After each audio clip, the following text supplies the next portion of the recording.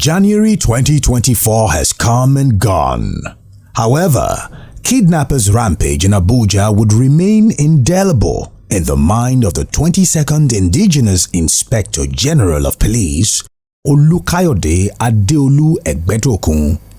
The IGP's operational sagacity in crime fighting was put to test by the sudden eruption of kidnapping for ransom and one-chance crimes in the Federal Capital Territory, FCT Abuja, and its suburbs.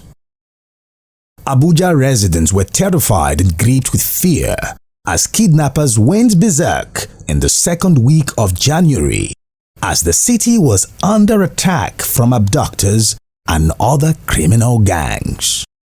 People feared for their lives because kidnappers were entering estates to capture people from their homes at night. In a commando style, they stormed victims' homes, abducted families in groups, and demanded whopping millions of naira as ransom. But the IGP would not allow these daredevil kidnappers to have a field day in the Federal Capital Territory. The police boss unleashed the combination of Special Intervention Squad operatives and DFI IRT tactical teams of the Nigeria Police after these crooks who saw kidnapping for ransom as a lucrative venture. Within a week, the onslaught against the criminal elements troubling residents of Abuja paid off. They were brought down to their knees. The hoodlums were smoked out of their dens in their camps in the Buhari Area Council, Nasarawa Hideouts, Kaduna Forest, and Abuja City. The suspects narrated to the media how they plotted their nefarious activities and abducted victims in their homes. The Inspector General of Police, Kayode Egbetokun, who evaluated the police operations in January, reeled out the accomplishments recorded by the Nigeria Police Force in a monthly conference with police strategic managers, while attributing the successes recorded within the period under review to the officers' dedication, commitment, and gallantry, listed the numbers of kidnapping and other violent felonious cases cracked by the police. Following from our last meeting held on the 18th of December 2024, I am pleased to report that substantial progress has been recorded, driven by the implementation of various strategies to address the rising wave of crimes in the country. Of particular significance is the launch of the Special Intervention Squad, SIS, in the FCT, which has started to yield positive dividends as highlighted later in this address. Significant strides have also been made in maintaining law and order, combating criminal activities, including but not limited to kidnapping, armed robbery, banditry, insurgency, and secessionist groups. The commendable level of success attained reflects our collective dedication, resilience, and tenacity, which have played a pivotal role in achieving positive outcomes and fostering a safer environment for our citizens. These commendations and accolades are not mere conjectures or predictions, but are backed up by visible and tangible achievements across the commands and formations nationwide.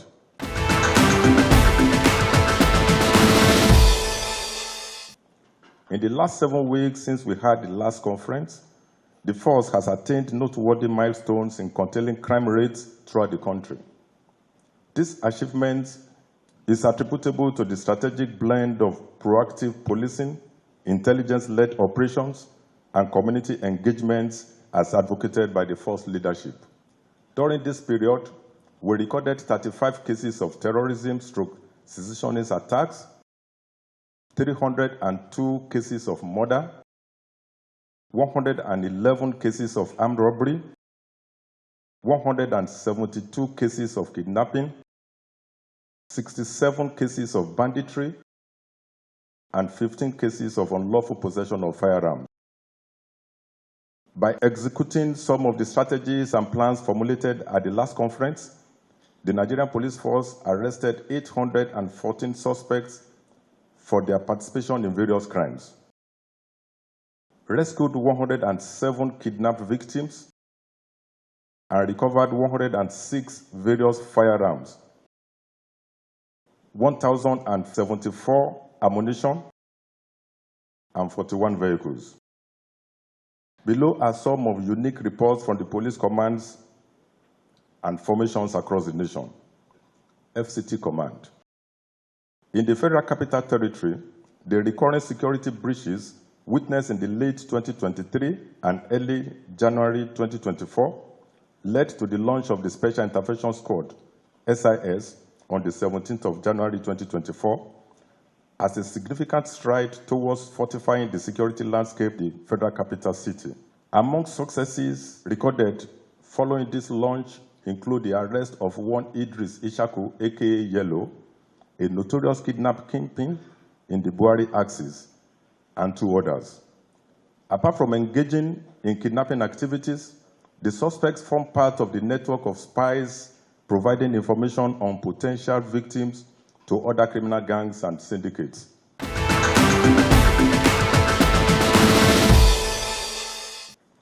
Again, on the 24th of January 2024, the SIS, in conjunction with some officers from the FCT Command and vigilantes, stormed a kidnapping syndicate camp in Ikwa Village, Nasarawa State, where they were able to secure the rescue of 14 hostages unhurt after a fierce gun battle. Rivers Command. On 13/01/2024, at about 17:43 hours, Rivers State Police Command received a distress call from a member of the public that an 18-seater bus coming from Owerri to Port Harcourt was attacked by unknown gunmen along Imwawa-Ubima Road.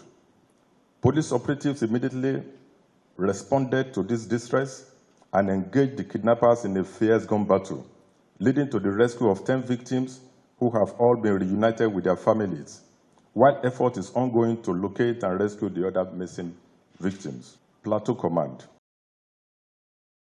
Following the recent attack in Mangu area of Plateau State, operatives of the SIS deployed to the area swung into action to prevent further attacks.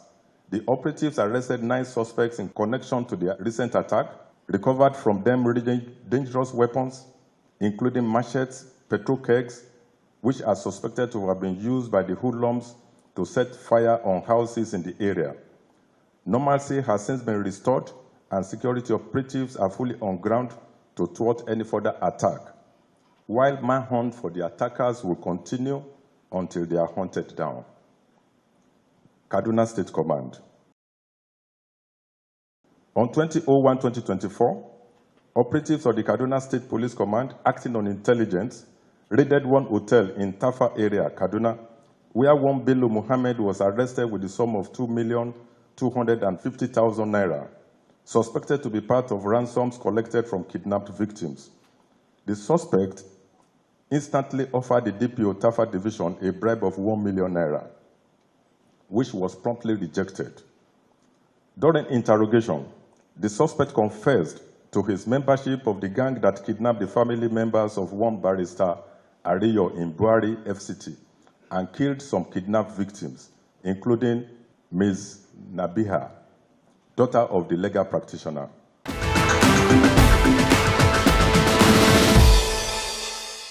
On the 24th of January 2024, some operatives of the Intelligence Response Team, FID-IRT, intercepted a group of persons along the Abuja-Kaduna Expressway who were suspected to be major suppliers of arms and ammunition to bandits operating in Kaduna, Niger, and Zamfara states. The suspects have confessed to the crimes and assisting us in further investigation into the matter. Kogi State. On 17/01/2024, at about 03:00 hours, credible information and intelligence was received that some dreaded and unrepentant criminals who specialize in terrorizing Kogi State, Kaduna State, FCT, and other parts of northern Nigeria were taking refuge at their hideout at Obajana in Kogi State. A crack team of FID-IRT was immediately detailed to go on their trail. The operatives succeeded in arresting one Usman Yunusa and Samila Haruna and recovered 2 AK-47 rifles from them. The suspects are aiding the ongoing investigation. Ogun State Command.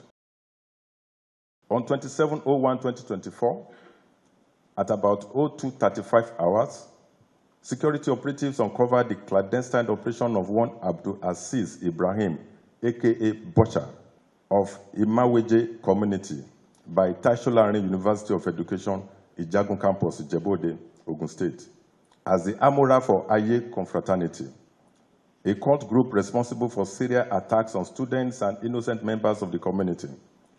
The suspect was trailed to his criminal hideout, where the following exhibits were recovered from him: one serviceable Browning pistol loaded with 4 rounds of live ammunition and its magazine, one pump-action rifle, Joseph, with 10 rounds of live cartridges, one English long double-barrel rifle, one English short double-barrel rifle, one locally made revolver pistol loaded with 2 rounds of live ammunition, one axe of Aye Confraternity, shams, locally fabricated body armor. Ekiti State Command.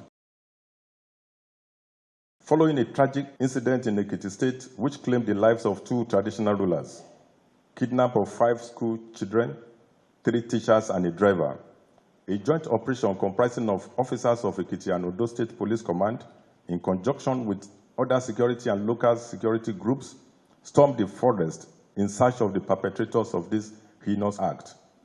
This led to the arrest of 13 suspected kidnappers. Exhibits recovered from them include cutlasses, axes, daggers, 2 motorcycles, 4 mobile phones, 1 cow, and other food items. On 14 February, local vigilantes and hunters, as well as the family members, successfully rescued the 5 abducted school children and the 3 teachers. Kwara State Command. Following the kidnap of the Olukoro of Koro Kingdom, late Oba Olusegun Aremukoro, who was gruesomely murdered in his palace on the 1st of February 2024, a police chopper was deployed for area surveillance of the forest boundary between Kwara and Ekiti State. This operation led to the successful rescue of the wife of the late monarch and 1 other. Also, 13 male suspects were arrested and are presently aiding investigation.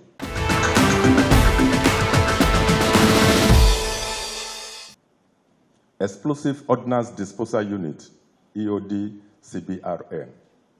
The EOD CBRN unit of the Nigerian Police Force has continued to exhibit exceptional operational skills and recording exploits, particularly during the peak of Boko Haram terrorist activities, which saw the unit effectively halting terrorists' incessant bombing campaigns.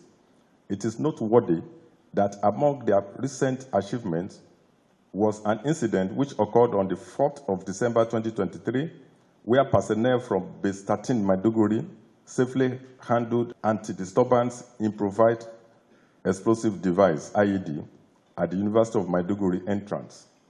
Additionally, Base 13 was instrumental in numerous road clearance operations, neutralizing buried IEDs and unexploded ordnances in Malam Fatori, Abadan, LGA, Baga, Dorobaga, Bama, Mate, Ono, Jakana, Dikwa, Monguno, Magumere, Dambwa, Gamburu, Ngala, Konduga, and Maiduguri, facilitating the safe return of residents to their homes.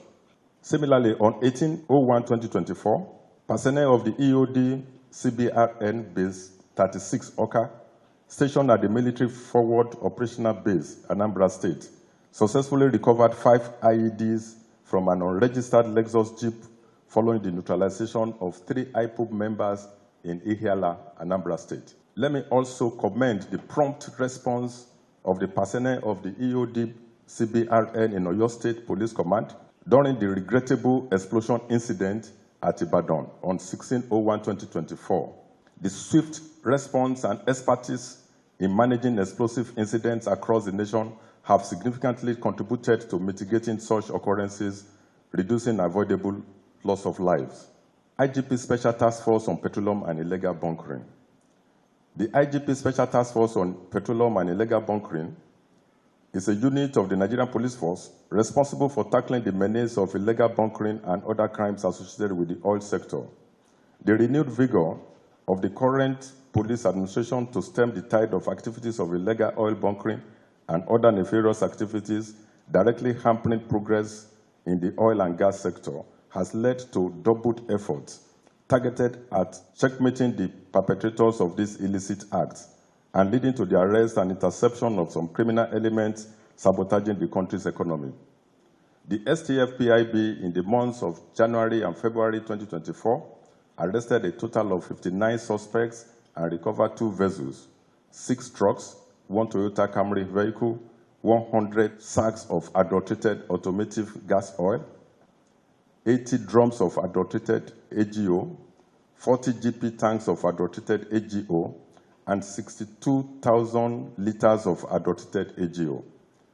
One of their prominent achievements was the arrest of 23 male suspects and recovery of vessel MT Kali, following intelligence received from a private security contractor employed by the NNPC Limited, that the vessel and its occupants were involved in tampering pipeline and stealing crude oil at the Ekedni area, southern Ijo LGA of Bayelsa State.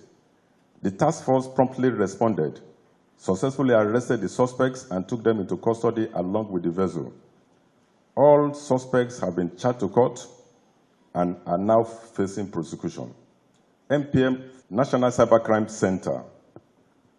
Within the period under review, the Nigerian Police Force National Cybercrime Center, NPF-NCCC, has recorded notable successes in its quest to tackle the scourge of cyber-related crimes. This includes the arrest, investigation, and arraignment of 1 suspect in connection with $2 million financial security breach. The investigation, arrest, and arraignment of 12 suspects in connection with the interswitch 30 billion naira security breach. The efforts led to the recovery of 13 cars, 43 houses and landed properties, 1,724 million naira cash, and another sum of 100 million naira, digital assets trashed and frozen. The investigation, arrest, and suspects and recovery of funds in the case of fraud and breach of trust involving 1,200 million naira for the establishment of an e-governance platform for a particular state in Nigeria, name withheld, where the sum of 1,097,700,000 naira was recovered. Fighters promoting security consciousness. My advice to Nigerian youth is that we need to use our knowledge that we've gotten constructively. Most of the Nigerian youths are very intelligent. We have lots of experts in Nigeria, but some of them are using it negatively. So for you as a youth that understands technology, that understands how cyber works, we encourage you to use it positively, to help yourself and to help members of the public, because they see it as an avenue to make quick money. And I don't think that is the best for them. So we'll keep sensitizing members of the public, we'll keep talking to this young generation to use whichever knowledge that they have constructively, not to go into cybercrime, because of course, at the end of the day, you have a price to pay, and the price is to get you behind the bar. So for me, I think a word is enough for the wise. Fighters promoting security consciousness. To elucidate the essence of establishing the Special Intervention Squad and numerous arrests of crime suspects, crime fighters, the police, and you had an exclusive interview with the first Public Relations Officer, ACP Olumuyiwa Adejobi. Listen as the ebullient police spokesman sheds light on the arrest of kidnappers and payment of ransom by victims' families. Looks growing because as a lucrative business, because many people don't carry security operatives along, They don't believe in the system that can actually do it. I don't blame them because kidnappers always work on their psyche. They threaten them to chicken out. Threaten them that come, don't involve the police. Don't involve the SS. Don't involve the military. If you do, we'll kill your daughter. We'll kill your husband. We'll kill your social person. They threaten. And then the relation will be scared. But the fact is this. I have said it severally. Even if they say, don't talk, are you going to tell them you're involving the police? Are you going to tell kidnappers when they call you and negotiate with you, Oga, I just talked to police now. Me, I don't tell police. You are not going to say it. That's the maturity, that's diplomacy. Okay, yes, sir, I'm not telling police, but you relay with us. We know how to go about this. To an extent, at least that system is not collapsed. Our system is functional. Our system is not that bad that we cannot even do tracking to an extent and get some things and use our intelligence, our gadgets to get some information. So people should be discouraged from paying ransom. Carry us along. If there's need for ransom to be paid for certain reasons, let us make it official. The security operatives will know how we pay that ransom. There's a way we go about it, and there are so many things that we'll do as a follow-up. They need to understand. It's not just to go on your own, drop that ransom, and leave. No. Carry us along, we'll tell you. If there's no need to pay any ransom, we'll tell you there's no need to pay any ransom. I can have instances I don't want to mention on here. I have instances that many people were misled. They went in the wrong direction. Later they came back to us. So our experts actually guided them that come, Baba, don't do this. Let's do this. Let's do this. Let's do this. We have seen cases where we have asked them to go and pay ransom. While they are giving them ransom, we rounded them up. So you just need to carry us along. We know how to go about this. It's our own job. Don't be deterred. Don't be disturbed when they threaten you that if you do that, they only work in your psyche so that you don't want to involve the security because they know our involvement is a problem to them. They can't be comfortable. At times that's why I laugh when people say, did you actually rescue the victim or the victim escape? No, rescue is rescue. Rescue can come in any form. You can just see the victims by the roadside. It is not easy. It is not the will of the kidnappers to release them. It's the pressure we mount on them. But it's not all the time people expect us to come online, to come address the media, the way we operate, the way we do rescue operation. Rescue operation is a very tedious operation. Very delicate, very tedious. 100% diplomacy, 100% concentration, because you must not kill that innocent victim. And you must still achieve your target of rescuing them on hot and possibly neutralize the kidnappers or arrest the kidnappers. It's a very tedious thing. People don't expect it to be as the way you see it in movies. That within 1 hour, you watch a movie or 1 hour and 30 minutes, you see the beginning and you're going to see the end. It's not so. They should be patient and allow us to do the job the way it should be done. It's going to be a minus for us to even lose any victim in captivity. So that's why rescue operation is always very difficult. Whatever it is, the mission of any rescue operator is to make sure that these victims or the victim is rescued on earth. The way and manner they get to that, they rescue them, is their own palaver, is their own diplomacy, is their own headache, and it's not for public consumption in most cases. People should not expect us to come out that this is how we are going about it or this is how we have gone about it. No, don't expect us to come. People will be telling us, was ransom paid? Did they pay ransom? Or did they do anything? You don't expect us to discuss much about our operations. All we know is that we'll get victims rescued on earth, possibly arrest kidnappers or neutralize them, as the case may be. And we need to always work with the families of any victim when these cases come up. They need to believe in us because our system still works. Then, pay for ransom is an offense. It's a criminal offense in Nigeria. That's what I'm saying.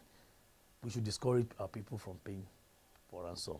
And then for individuals or group of people that always come online to do crowd funding, it's a criminal offense, it's highly unpatriotic, and doesn't make any sense. We should discourage that. Those celebrities, those social media influencers, and certain VIPs who do that, they are not helping this country. They are not helping us at all. Their actions are so inimical or detrimental to our security networking. It's not good. We discourage that. And I'm still saying it now, that Nigerians should not be in support of any crowdfunding. They should not come online, or whenever they don't come online, they should discourage it. If anybody comes to you that I don't have an issue, my so person has been kidnapped, I want to raise money. Contact us. We know the way we go about all this.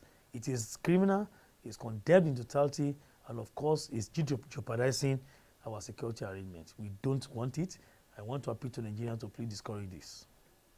Crime fighters, promoting security consciousness. The bulk of crime that are being perpetrated across the country could be traced to the doorsteps of youth.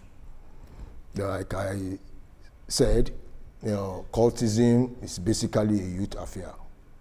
Kidnapping is that they have tasted the juicy nature of illicit trade. So it's always becoming a vocation. But my advice to youth generally is that they should go back to the traditional African culture. In Africa, the training we had when we were coming up is that of hard work. We honor people based on their integrity and the integrity of honesty, humility, and hard work. But the get-rich-quick syndrome has sort of eroded the moral values. Crime fighters, promoting security consciousness.